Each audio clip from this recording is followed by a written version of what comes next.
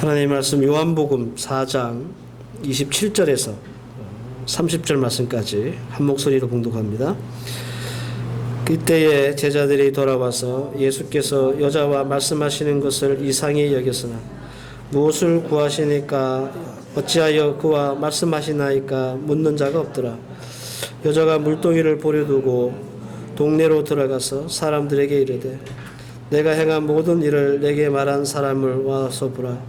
이는 그리스도가 아니냐 하니 그들이 동네에서 나와 예수께로 오더라. 아멘.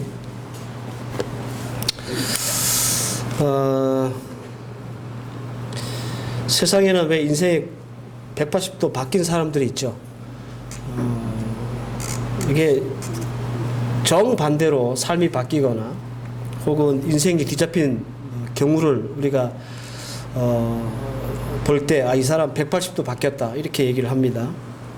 이게 말이 쉽지, 사람이 이렇게 갑자기, 안 하던 짓을 이렇게 하기가 쉽지 않아요. 그죠? 그래서 사람이 바뀐다는 것은 어떻게 보면 이렇게 어려울 뿐만 아니라 그 흔하게 있는 일도 아닙니다. 여러분들 주위에서 이렇게 사람이 180도 바뀌었다라고 할 만큼 이렇게 확 바뀐 사람을 여러분 주위에서 본 적이 있는지 모르겠습니다. 이런 사람 보면 좀 약간 위험스럽다는 마음이 드는 거예요. 갑자기 사람이 바뀌니까. 그래서 왜 사람이 갑자기 바뀌면 죽는다 그러잖아요. 원래 하던 짓을 계속 해야 되는데. 예를 들어서 평생 긴 생머리를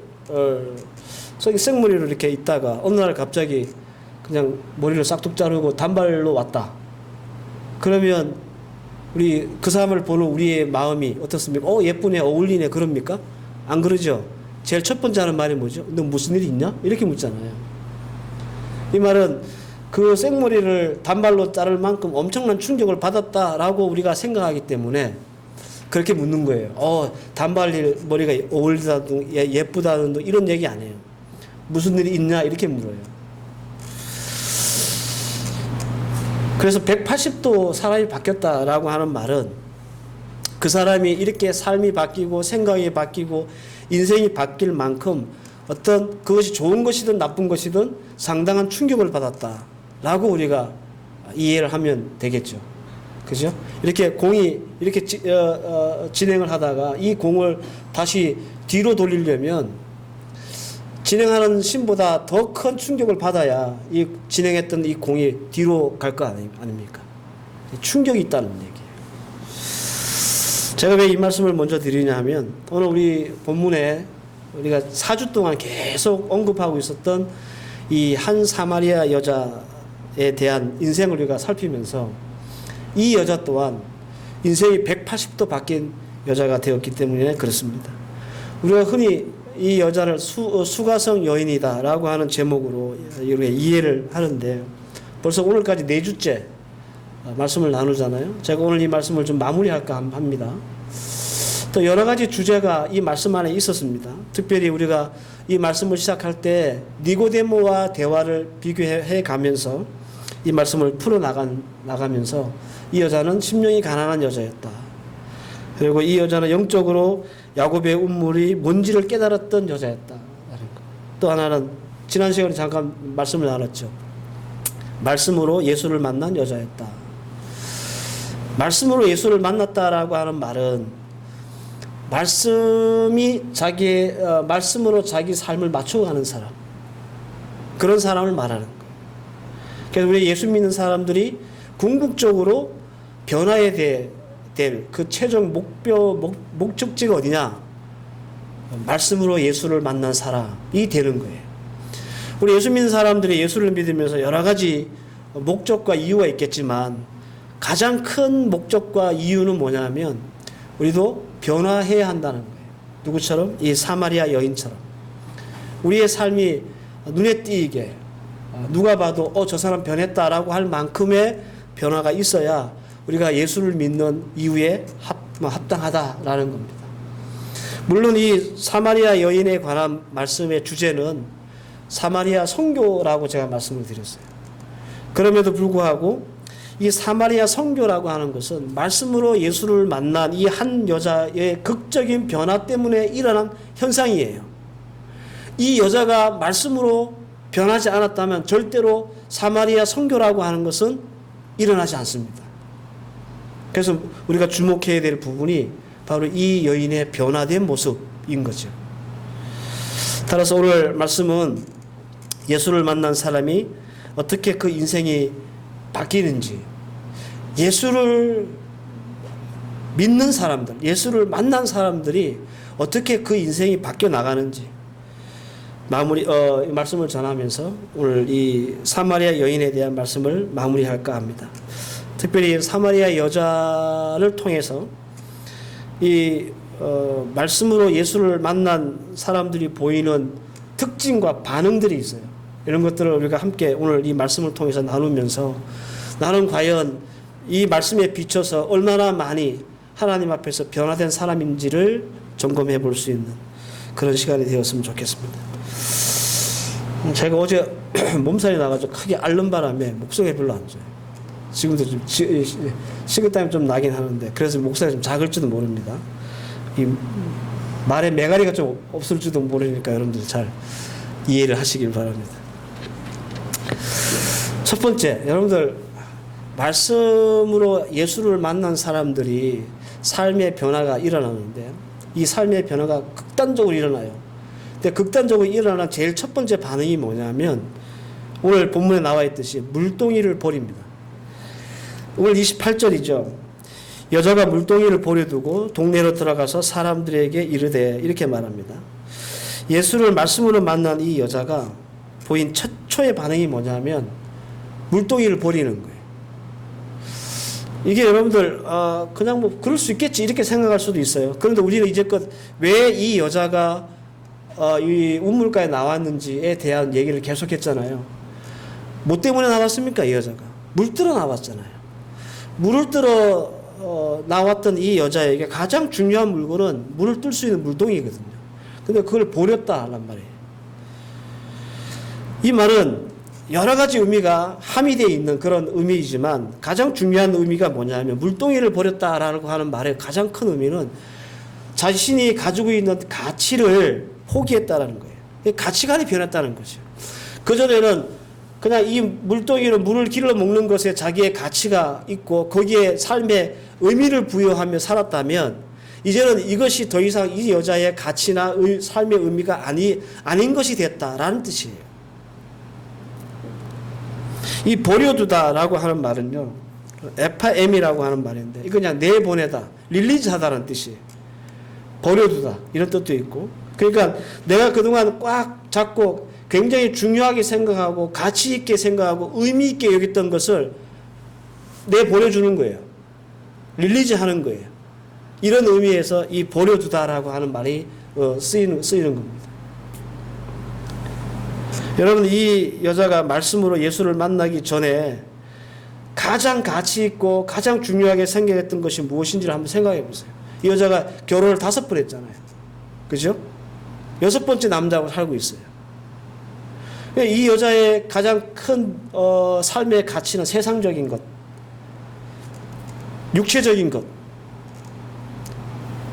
그런데 그 대표적인 그 물건이 이 물동이였는데 이 물동이를 버려뒀다는 것은, 버려두고 동네로 뛰어들어갔다는 것은 이 여자가 그동안 가지고 있던 가치관이 180도 바뀌었다라고 하는 의미인 거예요. 여러분들, 우리가 예수를 믿고 우리가 목표점을 향해서 달려가야 될 부분들이 어디냐면 바로 이런 변화의 모습인 거예요. 우리가 예수를 믿으면 우리가 예수 믿기 전에 우리가 가졌던 가치관과 삶의 의미와는 다른 의미와 가치를 가지고 살아갈 수 있어야 되는 거예요. 이런 변화된 모습이 저와 여러분들 가운데 나타나야 되는 거예요. 그래야 예수 믿는다. 그래야 말씀으로 예수를 만났다 할 수 있는 거예요. 그런데 우리가 예수를 믿고 나도 예수 믿기 전이나 여전히 우리의 삶의 가치나 또 어떤 그 삶의 의미가 조금도 바뀌지 않았다면 그것은 여러분 우리가 예수를 말씀으로 만난 사람이 아니에요. 변화된 사람이 아니라는 거예요. 변화된 사람들은, 예수를 만나서 변화된 사람들은 반드시 이런 180도 바뀌는 삶의 어떤 가치가 변하게 돼 있어요.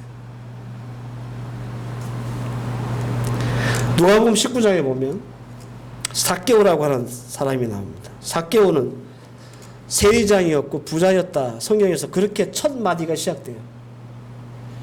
삭개오에 대한 소개가. 일단 그는 세리장입니다. 성경에서 세리는 창녀나 죄인과 동일어예요. 예수님 시대에도 마찬가지였어요. 그래서 이 복음서를 보면 세리는 죄인들이나 창녀와 같은 수준으로 생각을 했어요.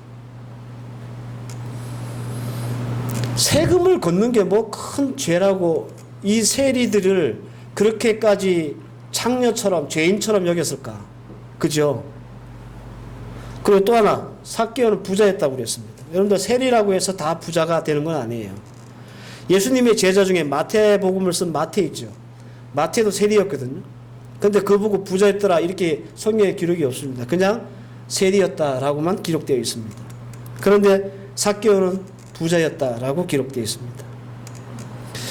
이게 무슨 말이냐면 이 삭개오라고 하는 사람은 부당한 세금을 징수해서 부당한 방법으로 부당하게 돈을 편취하고 추적했다는 것을 의미하는 거예요. 그러니까 선한 부자가 아니라 악한 부자를 두고 하는 말이에요. 부정적인 뉘앙스로 얘기하는 겁니다. 그가 세리장이었다, 부자였다라고 하는 말은. 그러니까 한마디로 얘기하면 세리도 이때 당시에는 죽일 놈이었는데 그보다 더 한 단계 높은 세리장은 더 죽일 놈이라는 거예요.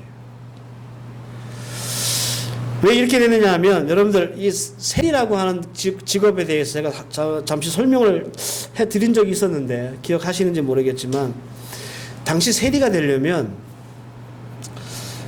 이렇게 로마 정부에서 너 아무개 네가 세리해 이렇게 지목하는 게 아니에요. 차출되는 게 아니에요. 자원하는 거예요. 내가 세금을 거두는 사람 세리가 되겠습니다라고 자청하는 거예요. 손을 들어요. 근데 어떤 식으로 이루어지냐면 예를 들어서 여기 이제 쾌존의 말라카스 요 지역이 있잖아요. 우리 교회에 있는 요 지역을 담당하는 세리가 있어요. 그럼 요 지역에서 만약에 1년에 거둬들여야 될 돈이 한 1,000원이다. 그러면 이 세리가 먼저 이 1,000원을 로마 정부에 지불을 해요. 그러면 지불한 후에 요 동네 사람들한테 세금을 걷어요. 얼마를 거두면 될까요? 그러면 1,000원에서 조금 더 자기 인건비 빼고 그죠? 그 정도 더 거두면 되죠. 그런데 원래 이 지역의 세금이 1,000원인데 1,000원은 로마 정부에 미리 줘놓고 얼마를 거두냐면 2,000원을 걷는 거예요. 악랄하죠. 그래서 욕을 들어먹는 거예요. 그래서 로마의 역사학가 리브라고 하는 사람이 있는데 이 사람이 예수님 세대에 살았던 역사가거든요. 그 사람이 쓴 책에 보면 이런 말이 있습니다. 세리가 있는 곳에서는 법이 존재하지 않고 돈을 내야 하는 사람들에게는 자유가 존재하지 않는다. 그만큼 당시에 세리들이 악랄했다는 것을 의미하는 거예요. 그러니까 여러분들 이 삭개오는 세리장이에요. 이 돈에 미친 사람, 돈에 그의 삶이 전부인 사람이 이 삭개오란 말이에요. 근데 그가 예수를 만나고 어떻게 됐습니까? 제일 먼저 내려놓은 게 뭡니까? 버린 게 뭐예요? 돈을 버려요. 자기 생명보다 귀했던 돈을 예수를 만나니까 버리는 거예요. 이 180도 변한 거죠. 누가복음 19장 8절 말씀을 보면 삭개오가 서서 주께 여짜오되 주여 보시옵소서 내 소유의 절반을 가난한 사람들에게 주겠사오며 만일 누구의 것을 속여 빼앗은 일이 있으면 내 갑절이나 갚겠나이다. 이거는 돈이 자신의 생명이자 목적이자 이유인 사람에게는 절대로 할 수 없는 일입니다. 절대로. 삭개오가 180도 변했죠? 그죠? 뭐가 변한 겁니까? 가치가 변한 거예요.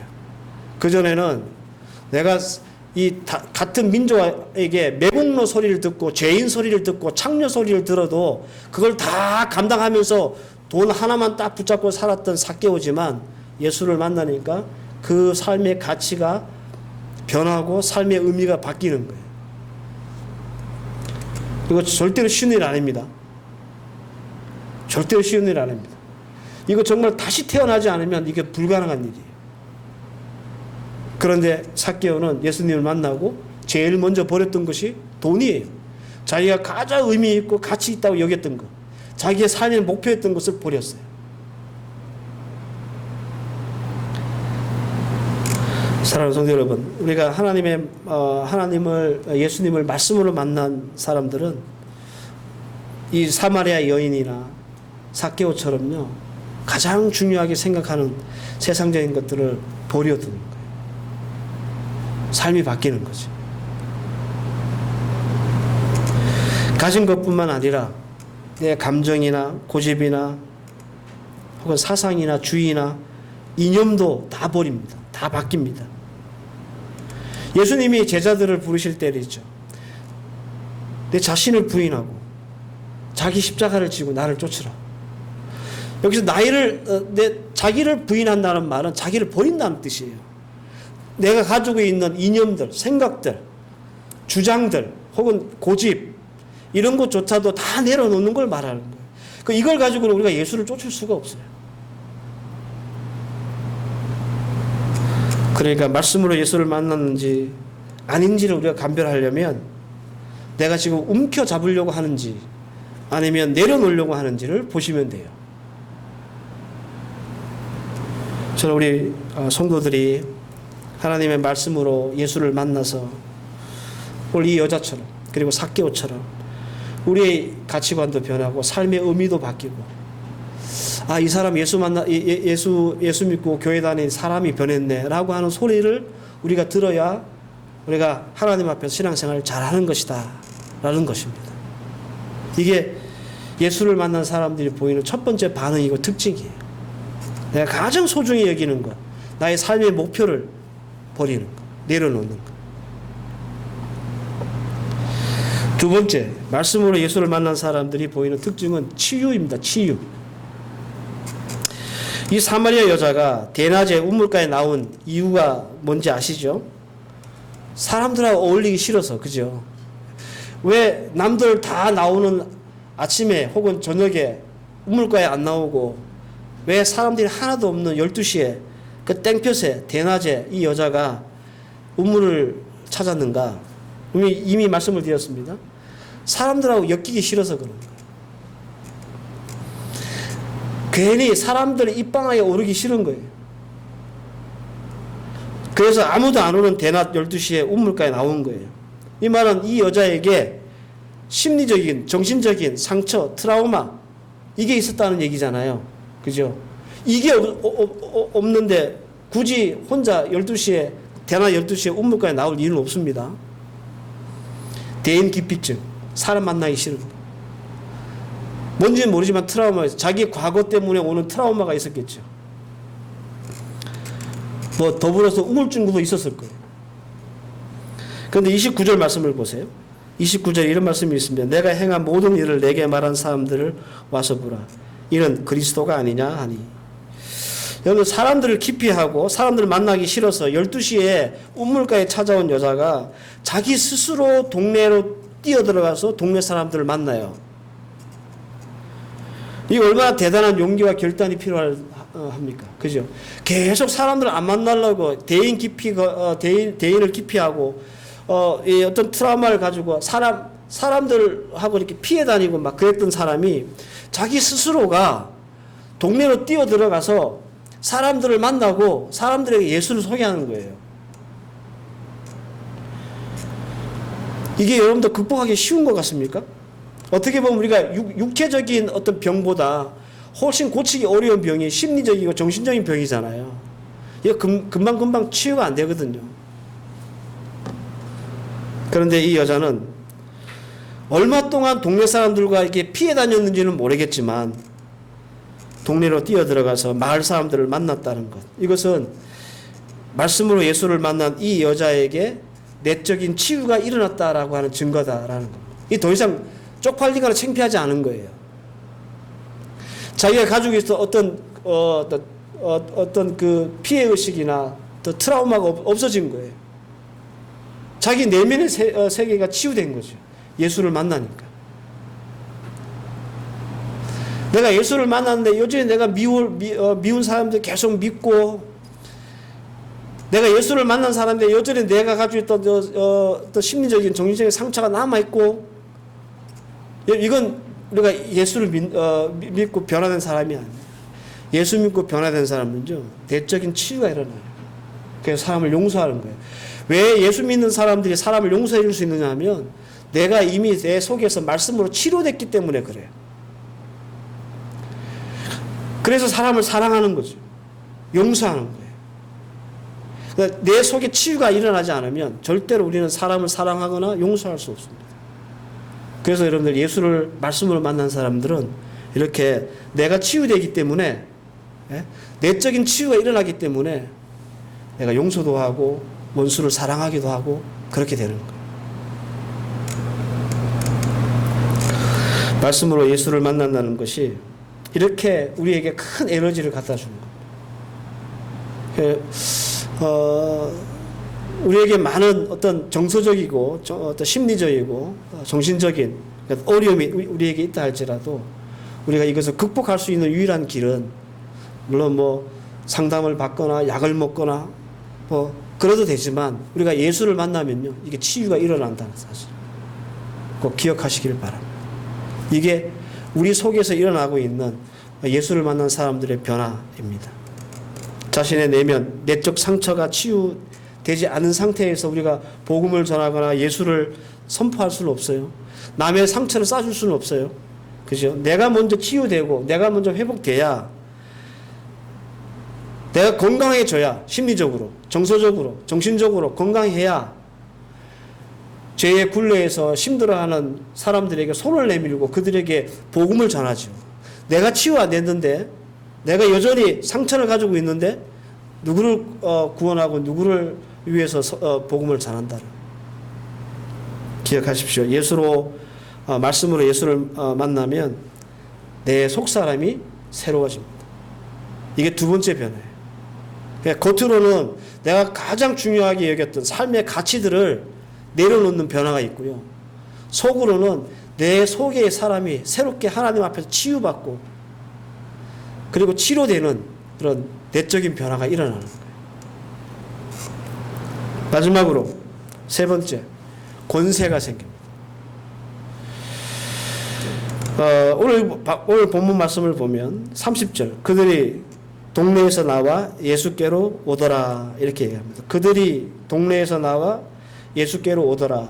누구의 얘기를 듣고 오는 거예요? 사마리아 여자의 얘기를 듣고 오는 거죠. 그죠? 여러분들, 이 여자는 어떤 여자였습니까? 평소 이 동네 사람들과 교류가 없던 사람이에요.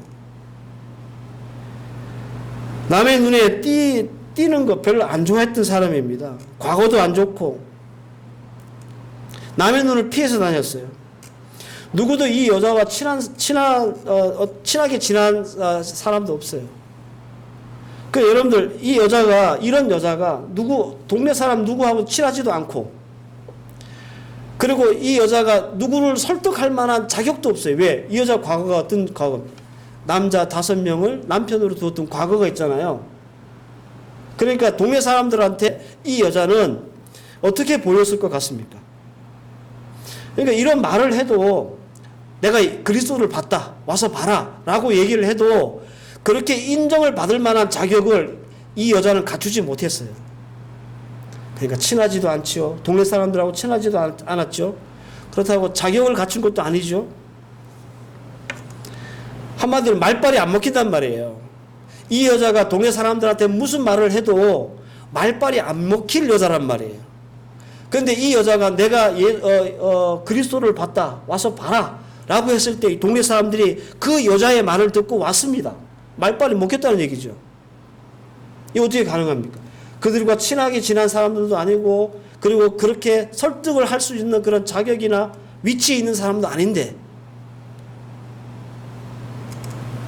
하나님 주신 권세 때문에 그렇습니다. 사도행전 1장 8절, 오직 성령이 너에게 임하시면 너희가 권능을 받고 예루살렘과 온 유대와 사마리아와 땅끝까지 이르러 내 증인이 되리라. 이런 말씀이 있죠. 땅끝까지 예수의 증인이 되기 전에 뭘 받아야 한다고요? 권능을 받아야 해요. 이 권능이라는 말은 권세를 얘기합니다. 그리고 성령이 임하고 성령이 임하고 말씀으로 예수를 만난 사람이면 바로 이 권능이라는 것이 생기는 거예요. 그래서 담대히 복음을 전할 수 있는 그런 사람으로 변화되는 거예요. 그리고 그가 한마디 하면 사람들이 예수를 믿게 되는 거예요. 베드로 같은 사람이요, 일자 무식인 사람이거든요. 정말 낯 놓고 기억자도 모르는, 그냥 평생 바닷가에서 고기만 잡던 사람이에요. 근데 그 사람이 나가서 복음을 전하니까 많은 사람들이 예수를 믿고 회개하고, 한번 나갈 때마다, 설교할 때마다 3,000명씩 5,000명씩 막 회개하고 돌아오잖아요. 그 사람이 가지고 있는 학벌 때문입니까? 아니면 말을 잘하는 기술 때문입니까? 아니죠. 하나님이 그에게 권능을 주셨기 때문에 그래요. 권능.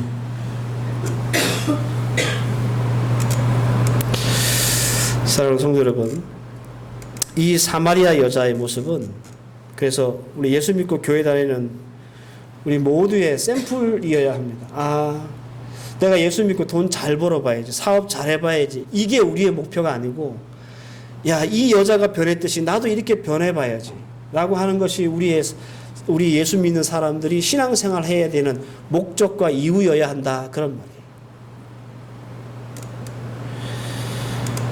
우리는 예수 믿고 얼마나 변했습니까? 참 중요한 질문이고 꼭 필요한 질문입니다. 우리가 변하면, 우리가 예수 안에서, 말씀 안에서 이 사마리아 여전처럼 변하면 우리 더 많은 것들을 할 수 있습니다. 이 여자 때문에 이 변한 여자 때문에 사마리아가 선교가 되잖아요. 이 수가서 모든 사람이 예수를 믿게 되잖아요. 한 사람의 변화가 일으키는 놀라운 역사입니다. 이런 변화가 오늘 우리 주님께서 우리에게 기대하고 계시는 모습이다라는 겁니다. 코로나 이후에 우리 교회가 많이 어려워졌죠. 여러 가지로.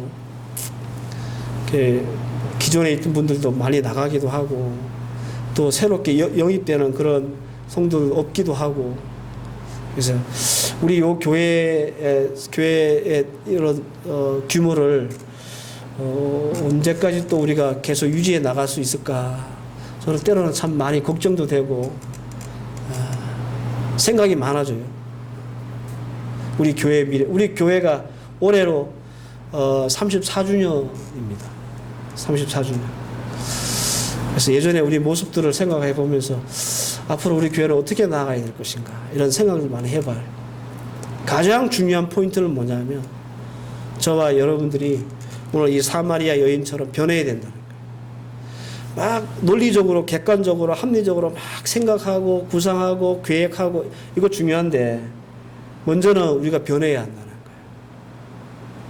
우리가 변하지 않는 한 그 어떤 좋은 조건과 객관적이고 합리적인 어떤 데이터를 가지고 있다 할지라도 크게 기대하지 못할 겁니다. 저는 특별히 우리 교회 젊은 친구들이 많이 변했으면 좋겠어요. 우리 대건이도 그렇고, 우리 해수도 그렇고, 다 어릴 때부터 우리 교회에서 주일학교 때부터 자라난 친구들이잖아요. 이 친구들이 좀 우리 교회에 대한 특별한 사랑과 애정이 좀 있었으면 좋겠어요. 내가 자란 이 교회가 이대로 무너질 수 없다, 이런 어떤 마음의 결기 같은 걸 좀 가졌으면 좋겠어요. 그러면 우리 교회가 이렇게 조금씩 변해가면서 더 나은 희망을 볼 수 있는 그런 교회로 나아갈 거예요. 오늘 주신 말씀도 잘 기억하시고, 이 말씀이 우리 교회뿐만 아니라 여러분들의 가정이나 생활, 특별히 우리가 예수를 믿는 사람으로서 오늘 이 말씀을 비추어서 나는 얼마나 변화하고 있고 변해가는 사람인가를 진단해보는 그런 말씀이기를 바랍니다. 주신 말씀 잘 기억하면서 저와 여러분들이 조금이라도 변하기 위해 애쓰고 노력하는 이번 한 주간 되실 수 있기를 바랍니다. 기도하십시다. 하나님, 은혜를 감사합니다.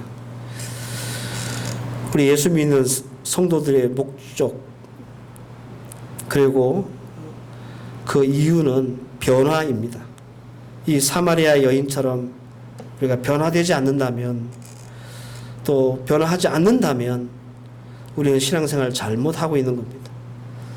오늘 주신 말씀이 우리에게 도전되게 하셔서 이번 한 주간 하나님의 말씀으로 조금씩 변화되어 우리 또한 이 사마리아 여인처럼 변화된 한 사람이 얼마나 많은 것들을 이뤄낼 수 있는지를 몸소 체험하고 보여줄 수 있는 그런 믿음의 종들 되게 해 주시옵소서. 오늘도 우리 말씀 듣고 또 한 주간을 시작하는 주의 종들에게 그 걸음걸음들마다 하나님의 놀라운 은혜가 넘치게 하시고 이 말씀 붙잡고 어디 가서 무엇을 하든지 늘 승리하는 하나님의 백성들 되게 하옵소서. 예수님의 이름으로 기도하옵나이다. 아멘.